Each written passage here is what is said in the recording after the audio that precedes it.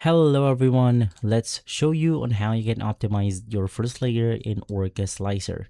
Now, basically the first thing that we have to do is to head over to quality and then let's modify the layer height.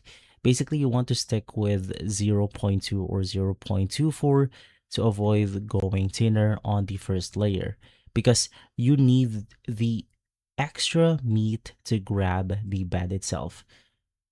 Now for the initial layer line width, which is going to be the first layer right here. With this one, you want to set this to 125%. Basically, you could use percentage on this text bar or roughly around 0.5 mm or for a zero point 0.4 nozzle. This ensures that the lines overlap and weld into a solid sheet. Now, for the next one, let's navigate through speed. And from here, we have our first layer.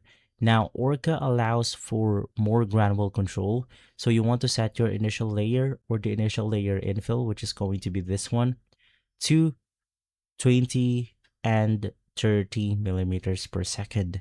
In my case, I'm going to be using 30. And lastly, we have the initial layer travel speed. Basically, with this one, you could just lower this to 100 millimeters per second because moving too fast between sections can actually snag a cooling line and peel it up. Now, some additional options. Basically, for flow rate, you want to run this first.